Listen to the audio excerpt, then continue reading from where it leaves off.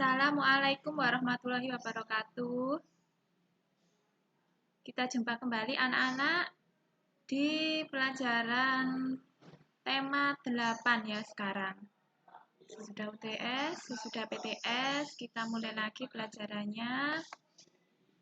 Dan kita mulai dari tema 8. Di sini tentang siklus air ya. Materinya tentang siklus air. Ini di kelas sebelumnya kalian sudah mempelajari ya. Pasti sudah tahu bagaimana itu siklus air. Gambarannya sudah tahu. Jadi, manusia itu membutuhkan air untuk kehidupan sehari-harinya. Tahu kan kegunaan air untuk apa saja? Ya, untuk keperluan rumah tangga, untuk mandi, masak, minum, untuk bersih-bersih rumah. Nah, kemudian juga untuk pembangkit listrik. Seperti itu ya. Nah, di sini ada sebuah pertanyaan. Mengapa air selalu tersedia di bumi? Ya, karena memang air itu sudah diciptakan oleh Tuhan untuk memenuhi kebutuhan manusia. Tanpa air, manusia nggak akan bisa hidup. Jadi, air itu di bumi mengalami sebuah siklus atau perputaran. Ya, ini. Siklus air itu merupakan sirkulasi atau perputaran air yang terjadi secara terus-menerus dari bumi ke atmosfer. Atmosfer itu udara di atas ya. Lalu kembali lagi ke bumi. Begitu terus muter. Jadi siklus air ini terjadi melalui proses penguapan atau evaporasi. Penguapan atau evaporasi. Pengendapan dan pengembunan. Nah, gambarnya seperti ini. Kalian bisa lihat di sini ya. Misalnya ini, dari lautan. Dari lautan ini, dari danau, air sungai, sisa-sisa genangan air, itu menguap ke atas. Lalu terbentuklah suatu proses kimia hingga menjadi awan, gumpalan-gumpalan awan. Gumpalan-gumpalan awan ini juga terus mengalami reaksi kimia. Lalu akhirnya terjadilah hujan. Hujan terjadi di mana-mana, bisa di gunung, bisa di kampung, bisa di pedesaan, di perbukitan, dan lain sebagainya. Hujan turun, air meresap ke dalam tanah. Dari atas gunung turun, mengalir, menuju ke bawah, lewat sungai. Kemudian ada yang mengendap di danau, ada yang di waduk,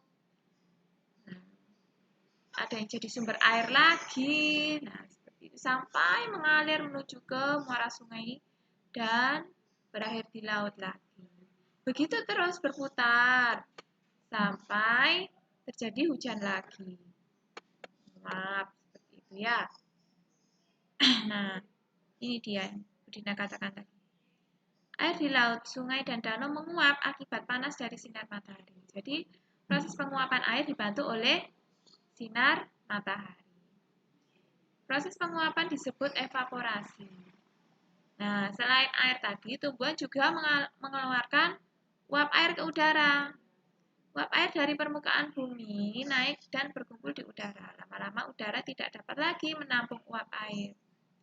Proses ini disebut presipitasi atau pengendapan. Presipitasi itu pengendapan. Ini ya. Ketika suhu udara turun, uap air akan berubah menjadi titik-titik air. Nah, ini yang titik-titik air ini akan membentuk awan. Proses ini disebut dengan kondensasi atau pengembunan. Pengembunan ya. Kalian sudah pelajari ini di Google Sheet kemarin, ada di tautan ya. Lalu selanjutnya ini, titik-titik awan selanjutnya akan turun menjadi hujan. Air hujan akan turun di darat maupun di laut, ya dimanapun. Kemudian air akan meresap ke dalam tanah dan seterusnya. Nah, selanjutnya di sini ada lagi. Di sini ada sebuah cerita tentang semut dan beruang.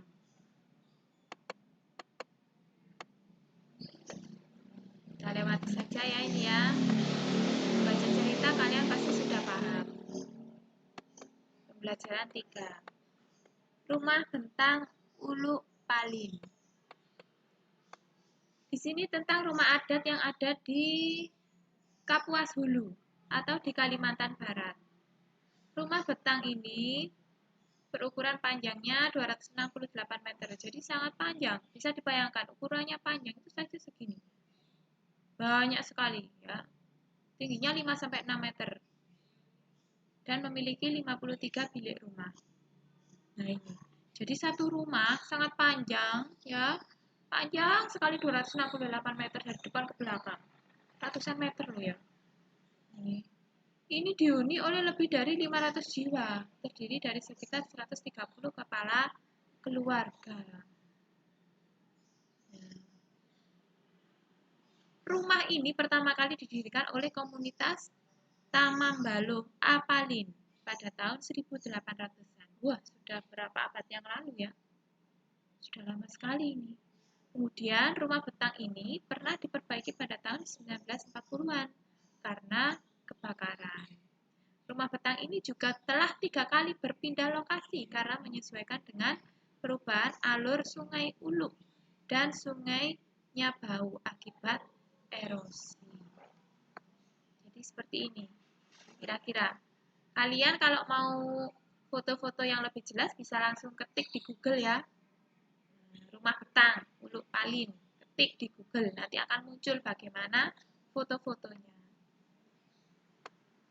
Nah, selanjutnya rumah ini dihuni oleh suku apa? Suku Dayak. Ini tradisi Dayak. Dayak ini suku yang ada di sana. Jadi orang-orangnya, suku ini yang menghuni rumah betang ini masih tradisional sekali. Jadi mereka bergantung kepada alam. Makanya itu tadi rumah betang itu pernah berpindah-pindah sampai 3 kali ya tadi ya. Karena menyesuaikan arah aliran sungainya. Jadi mereka bergantung kepada alam. Seperti itu.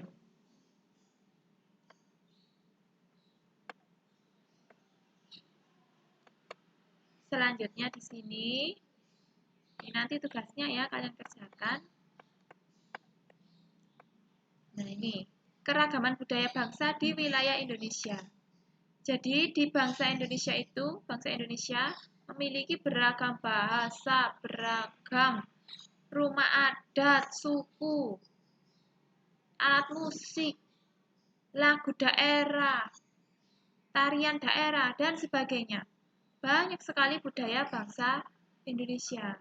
Dan itu berbeda-beda satu sama lain di setiap sukunya, di setiap daerahnya. Contohnya seperti ini. Ya, bahasa daerah. Dalam bahasa Indonesia, saya. Dalam bahasa Jawa, aku, kulo. Bahasa Sunda apa? Abdi.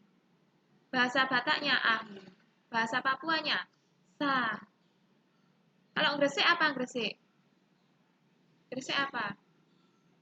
Esonnya. Sang oma. Nah, ya.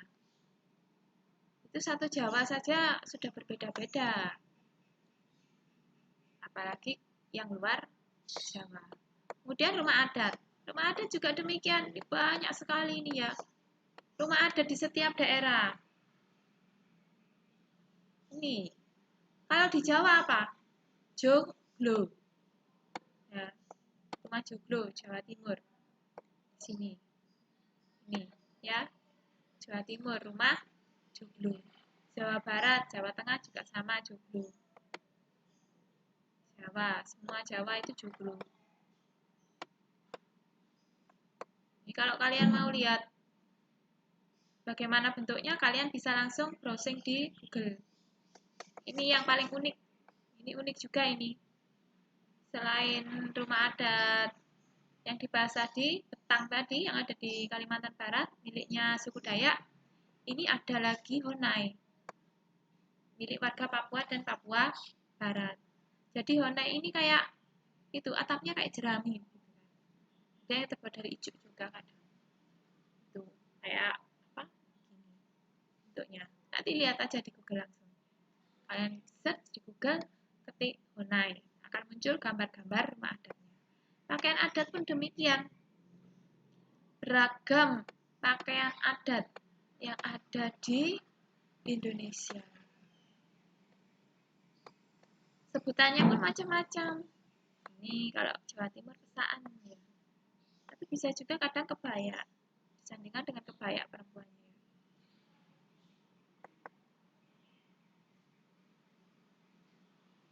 Selanjutnya di sini ada kesenian daerah. Kesenian daerah berupa tari-tarian. Tari-tarian banyak sekali ya. Ini patut dihafalkan kalau seperti ini. Kalau dibaca aja kayaknya nggak bisa. Ya kalian paling nggak setidaknya hafal beberapa tari-tarian ada dari daerah tertentu ya. Misalnya dari Jawa Timur apa, dari Aceh apa yang terkenal-terkenal itu.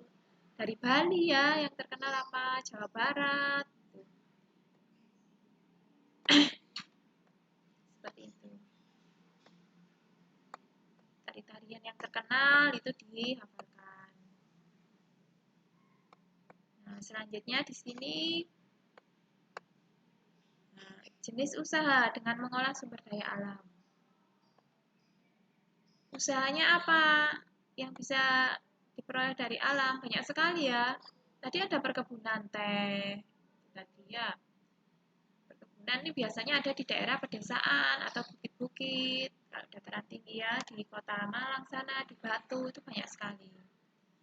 Tapi kalau misalnya ada usaha di lahan yang sempit, nggak punya lahan luas, itu bisa dengan cara hidroponik, yaitu penanaman dengan media air. Ya, hidroponik. Pupuknya ya pupuk cair nanti. Ya. Terus vertikultur. Ini. Apa itu vertikultur? Yaitu cara bercocok tanam dengan menempatkan media tanam dalam wadah yang disusun secara vertikal. Jadi ada pot-potnya begitu naik ke atas, ada tali-talinya, ada tempatnya sendiri-sendiri. Itu vertikultur. Kalau hidroponik tadi apa? Dengan media air, menanam dengan media air itu hidroponik. Hidro itu air, hidro, air. Seperti itu. Nah, kemudian ada juga usaha di bidang peternakan. Selain perkebunan tadi ya, peternakan ini contohnya ada ulat sutra. Untuk bahan baku kain sutra. Selain itu ada juga ternak sapi, domba, iti, ayam yang bisa diambil untuk dijual hasilnya. Kalau sapi dijual apanya? Daging ya. Daging, bisa kulitnya. Itu kalau sapi. Kemudian bisa juga kalau sapi perah itu susunya ya. Susu sapi dijual. Kambing juga demikian sama domba. Ada juga yang diambil untuk bahan wool. Tuh, dari bulu domba. Kemudian itik. Bebek ya, ayam, daging dan telurnya. Gitu. Ulat ini contohnya ulat ya, ulat sutra. Selain itu ada juga kegiatan di bidang perikanan. Kalau di sekitar Gresik ya, yang banyak perikanan. Ini bagi yang punya tambak, terus daerah pantai, itu mata pencariannya seperti ini, mencari ikan. Ya. Bisa juga kalau yang punya sawah itu di pinggir-pinggirnya itu ada sungai yang digunakan untuk pengairannya sawah, irigasi itu bisa dimanfaatkan untuk memelihara ikan, asalkan nggak kering ya, harus dijaga. Debit airnya harus dijaga. Itu bisa juga digunakan untuk memelihara ikan di sawah, di sekitar sawah. Kemudian ini ada juga jenis usaha lain yang memanfaatkan sumber daya alam ekstraktif dan ekstraktif, yaitu yang mengambil sumber daya alam tanpa harus mengolahnya terlebih dahulu. Contohnya apa? Berburu, pertambangan, penebangan hutan, contohnya ya ekstraktif. Jadi seperti itu. Nah, nanti ini untuk kalian kerjakan. selanjutnya ya. Sampai di sini pembelajaran 3-nya ya. Besok kita lanjutkan lagi pembelajaran 4. Terima kasih. Assalamualaikum warahmatullahi wabarakatuh.